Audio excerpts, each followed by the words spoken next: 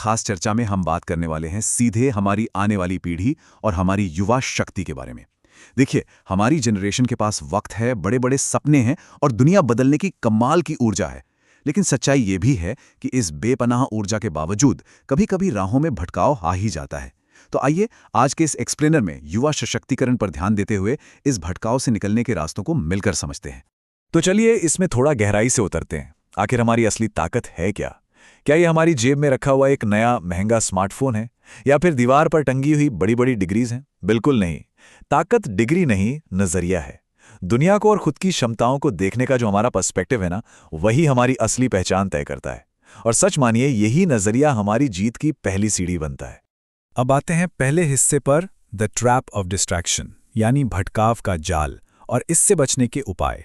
आज की इस तेज तर्रार डिजिटल दुनिया में हमारा ध्यान भटकाने के लिए हर मिनट नई चीजें और नई नोटिफिकेशंस बनी हैं। इसलिए इन डिजिटल विकर्षणों से बचना आज के वक्त की सबसे बड़ी चुनौती बन चुकी है। यहाँ एक बहुत बड़ा ट्रैप है। एक तरफ होती हैं दूसरों की चमकदार फिल्टर लगी हुई सफलताएं, उनके हाइलाइट्स जो इंटरनेट पर बहुत आकर्षक लगते हैं, और दूसरी तरफ होता है हमारा रोज का बिहाइंड द सीन्स वाला असली संघर्ष। हम अक्सर इस भटकाव में फंस जाते हैं और अपनी मेहनत की तुलना किसी और की हाइलाइट रील से करने लगते हैं। पर याद रखने वाली बात यह है कि तुलना यानी कंपैरिजन ही खुशी का सबसे बड़ा दुश्मन है। ऐसा करके हम जीत कर भी हार जाते हैं। और ये अगली बात बिल्कुल सही ढंग से दिखाती है कि हर इंसान की सफलता की टाइमलाइन बिल्कुल अलग होती है।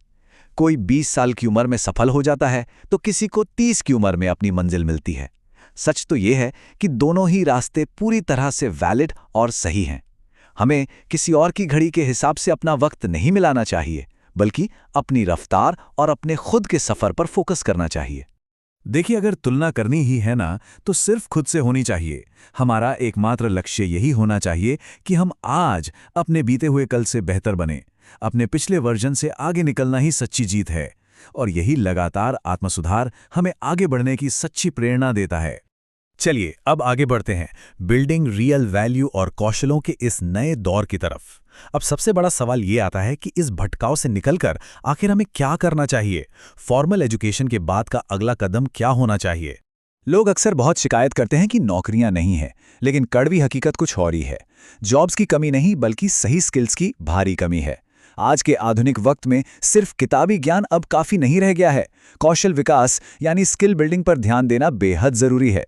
हमें खुद को इतना सक्षम और काबिल बनाना होगा कि अवसर खोज चलकर हमारे पास आएं, ना कि हमें अवसरों के पीछे भागना पड़े।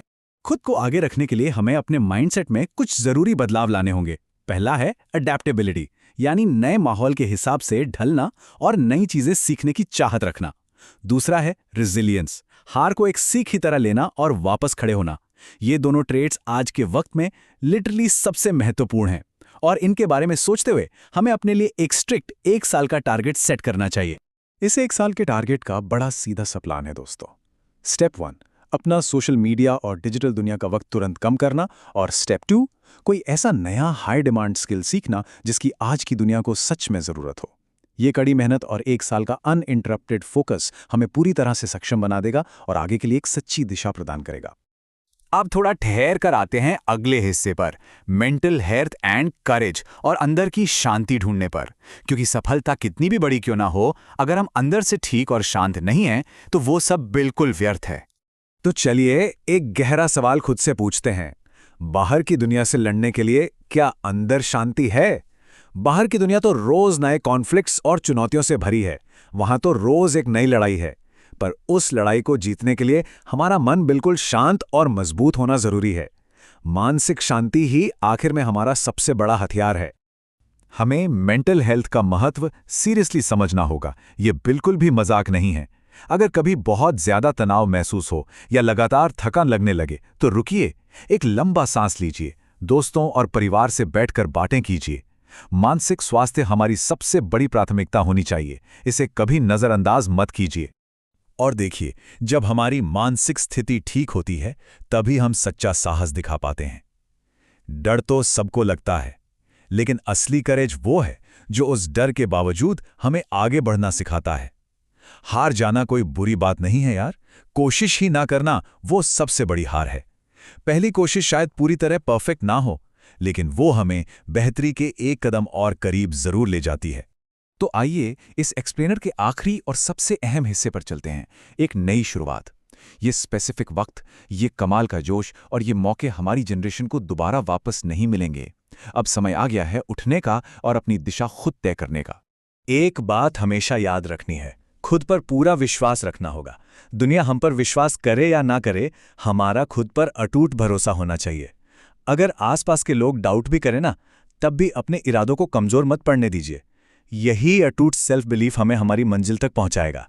क्योंकि आखिर में सच यही है कि कोई और आकर हमारी स्थिति नहीं बदलेगा। किसी भी बदलाव की शुरुआत हमेशा हमसे ही होती है। तो क्या हम उस बदलाव के लिए पूरी तरह से तैयार हैं?